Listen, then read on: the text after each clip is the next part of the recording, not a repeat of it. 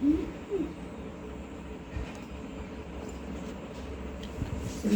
परमात्मने नमः। त्वमेव माता च पिता त्वमेव बन्धुः च सखा त्वमेव विद्या द्रविणं त्वमेव सर्वं मम देव। तो आज से मैंने प्रारंभ किया है श्रीमद् भगवत गीता पढ़ना। थोड़ा थोड़ा एक एक श्लोक है, जितना भी समझ में आएगा हो पाएगा उतना पढ़ूंगी। तो आप लोग भी पढ़ें ज़रूर और गीता के महत्व को समझे। तो सबसे पहले महिमा देखते हैं श्री परमात्मने नमः। वास्तव में श्रीमद् भगवत गीता महात्म्य वाणी द्वारा वर्णन करने के लिए किसी की भी सामर्थ्य नहीं है, क्योंकि यह परम रहस्यमय ग्रंथ है। इसमें संपूर्ण वेदों का सार संग्रह किया गया है। इसकी संस्कृत इतनी सुंदर और सरल है कि थोड़ा अभ्यास करने से मनुष्य उसको सहज ही समझ सकता है, परंतु इसका आशय इतना गंभीर है कि आजीवन निरंतर अभ्यास करते रहने पर भी उसका अंत नहीं आता।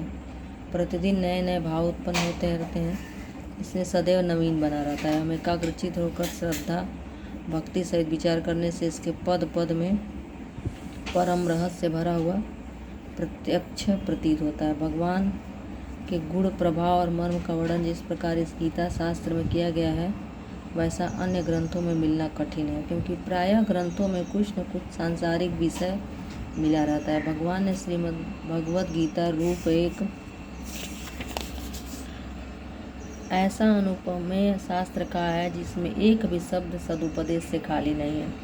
श्री वेद व्यास जी ने महाभारत में गीता जी का वर्णन करने के उपरांत कहा है, गीता सुगीता कर्तव्या किम मने शास्त्र विस्तरे या स्वयं पद्मनाभस्य मुख पद्मावदिनी कृता।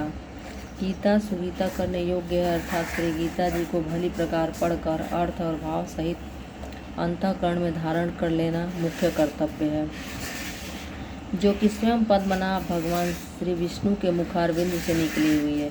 फिर अन्य शास्त्रों के विस्तार से क्या प्रयोजन है। स्वयं भगवान जी ने भी इसके महात्म्य का वर्णन किया है। श्लोक 18 और 68 से 71 तक। इस गीता शास्त्र में मनुष्य मात्र का अधिकार है, चाहे वह किसी भी वर्ण आश्रम में स्थित हो, परंतु भगवान में श्रद्धालु और भक्ति युक्त अवश्य होना चाहिए, क्योंकि भगवान अपने भक्तों में ही इसका प्रचार करने के लिए आज्ञा दी है। तथा यह भी कहा है कि स्त्री, वैश्य, शूद्र और पाप योनि भी मेरे परायण होकर परम गति को प्राप्त होते हैं। श्लोक 9 से 32 तक। अपने अपने स्वाभाविक कर्मों द्वारा मेरी पूजा करके मनुष्य परम सिद्धि को प्राप्त होते हैं। श्लोक 18 से 46 तक। इन सब पर विचार करने से यही ज्ञात होता है कि परमात्मा की प्राप्ति में सभी का अधिकार होता है।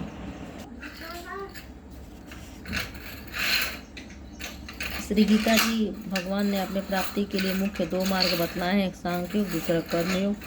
संपूर्ण पदार्थ मृग तृष्णा जल की भांति अथवा स्वप्न के सृष्टि के सदृश मायामय होने से माया के कार्य रूप संपूर्ण गुणों में वर्तते हैं। ऐसा समझकर मन, इंद्रियों और शरीर द्वारा होने वाले संपूर्ण कर्मों में कर्तापन के अभिमान से रहित होना।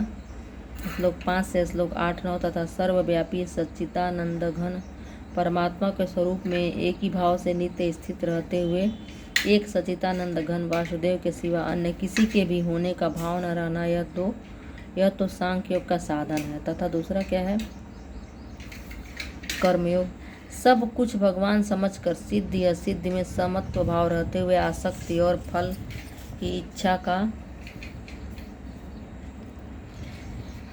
की इच्छा का त्याग कर भगवद आज्ञानुसार केवल भगवान के लिए सब कर्मों का आचरण करना। श्लोक 2 से श्लोक 48 तक। श्लोक 5 और श्लोक 10। तथा श्रद्धा भक्ति पूर्व मन, वाणी और शरीर से सब प्रकार भगवान के शरण होकर नाम, गुण और प्रभाव सहित उनके स्वरूप का निरंतर चिंतन करना। श्लोक 6 श्लोक 47 तक। यह कर्म योग का साधन है। उक्त दोनों साधनों का परिणाम एक होने के कारण वे वास्तव में अभिन्न माने गए हैं। श्लोक 5 और श्लोक 4-5। परंतु साधन काल में अधिकारी भेद से दोनों का भेद होने के कारण दोनों मार्ग भिन्न भिन्न बतलाए गए हैं। श्लोक 3 और श्लोक अर्थ 3 है क्या? श्लोक 3। इसलिए एक पुरुष दोनों मार्गों द्वारा एक काल में नहीं चल सकता। जैसे श्री गंगा जी पर जाने के लिए 2 मार्ग होते हुए भी एक मनुष्य दोनों मार्गों द्वारा एक काल में नहीं जा सकता। उक्त साधनों में कर्म योग साधन संन्यास आश्रम में नहीं बन सकता, क्योंकि संन्यास आश्रम में कर्मों का स्वरूप से भी त्याग कहा गया, और सांख्य योग साधन सभी आश्रमों में बन सकता है। यदि कहो कि सांख्य योग को भगवान ने संन्यास के नाम से कहा है, इसलिए उनका संन्यास आश्रम में ही अधिकार है, गृहस्थ में नहीं, तो यह कहना ठीक नहीं है। क्योंकि दूसरे अध्याय में श्लोक 11 से 30 तक जो सांख्य निष्ठा का उपदेश दिया गया है, उसके अनुसार भी भगवान ने जगह जगह अर्जुन को युद्ध करने की योग्यता दिखाई है। यदि गृहस्थ में सांख्य योग का अधिकार ही नहीं होता तो भगवान का इस प्रकार कहना कैसे बन सकता है। हाँ, इतनी विशेषता अवश्य है कि सांख्य मार्ग का अधिकारी देहाभिमान से रहित होना चाहिए, क्योंकि जब तक शरीर में अहम भाव रहता है तब तक सांख्य योग का साधन भली प्रकार समझ में नहीं आता। इसी से भगवान ने सांख्य योग को कठिन बतलाया है। श्लोक 6 तथा कर्मयोग साधन में सुगम होने के कारण अर्जुन के प्रति जगह जगह कहा है, तू निरंतर मेरा चिंतन करता हुआ कर्मयोग का आचरण कर। अथ ध्यानम शांताकारं भुजगशयनं पद्मनाभं सुरेशं विश्वाधारं गगनसदृशं मेघवर्णं शुभांगं लक्ष्मीकान्तं कमलनयनं योगवीर्धनगम्यं वंदे विष्णुभैरवं सर्वलोकैकनाथम। अर्थ क्या है इसका? जिनकी आकृति अतिशय शांत है, जो शेष नाग सैया पर शयन किए हुए हैं, जिनकी नाभि में कमल है, जो देवताओं के भी ईश्वर और संपूर्ण जगत के आधार हैं, जो आकाश के सदृश सर्वत्र व्याप्त हैं, नील मेघ के समान जिनका वर्ण है, अतिशय सुंदर जिनके संपूर्ण अंग हैं, जो योगियों द्वारा ध्यान करके प्राप्त किए जाते हैं, जो संपूर्ण लोकों के स्वामी हैं, जो जन्म मरण रूप भय का नाश करने वाले हैं, ऐसे लक्ष्मीपति कमल नेत्र भगवान श्री विष्णु को मैं सिर से प्रणाम करता हूँ। यम ब्रह्मा वरुणेन्द्र रुद्र मरुतः स्तुवन्ति दिव्यस्तवे वेदे सांग पद क्रमो निषदैर्गायन्ति यम सामगा ध्यानावस्थित तद्देन मनसा पश्यन्ति यम योगिनो यस्यांत्यं न विदुः सुरासुरगणा देवाय तस्मै नमः।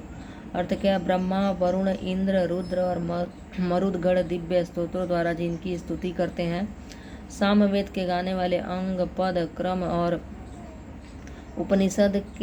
उपनिषदों के सहित वेदों द्वारा जिनका गान करते हैं, योगी जन ध्यान में स्थित तदगत हुए मन से जिनका दर्शन करते हैं, देवता और असुरगण कोई भी जिनके अंत को नहीं जानते, उन परम पुरुष नारायण देव के लिए मेरा नमस्कार है।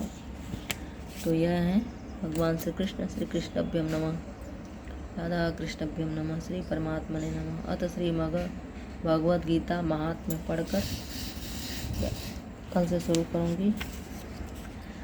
गीता शास्त्रमिदं पुण्यमेव पठेत प्रयतः पुमान् विष्णुः पद्म वाप्नोति भयशोका दिवर्जितः। गीता अध्ययनशीलस्य प्राणायाम परस्य च नैव सन्ति पापानि पूर्वजन्म कृतानि च।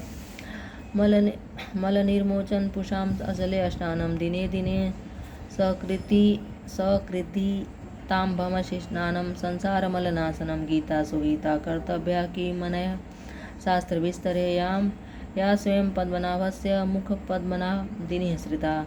भारतामृतं सर्वस्य विष्णोर्वक्त्रदादिनी श्रुतं।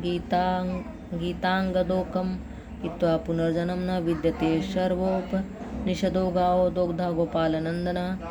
पार्थो वत्स सुधीर्भुक्ता दुग्धं घृतामृतं महत्। एकशास्त्रं देवकी पुत्र गीतमेको देवो देवकी पुत्र एव। एको मंत्र तस्य नामानि यानि कर्मापेक्यम तस्य देवस्य सेवा। तो यह है श्रीमद् गीता जी का महात्म्य। और एक श्लोक पढ़ लेते हैं, यहीं से शुरू करेंगे। इंद्रेश जी महाराज जी के अनुसार,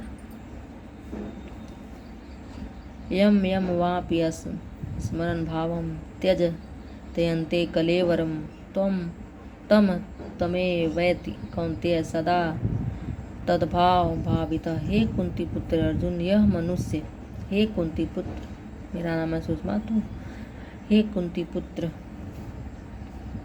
अर्जुन, यह मनुष्य अंतकाल में जिस भी भाव को स्मरण करता हुआ शरीर का त्याग करता है, उसी को प्राप्त होता है, क्योंकि वह सदा उसी भाव से भावित रहता है।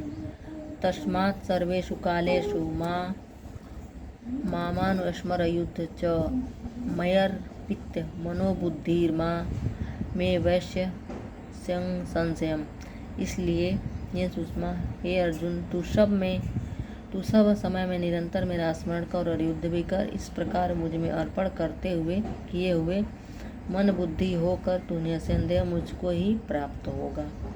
तो बाकी मैं कल पढ़ूंगी। मैंने इंद्रेश जी महाराज जी का एक वीडियो देखा, उन्होंने बताया था कि ऐसे पढ़ने को, तो मैंने शुरू किया है और आप लोग भी शुरू कर सकते हैं। तो मिलते हैं कल अगले वीडियो में। धन्यवाद। अगले भाग में।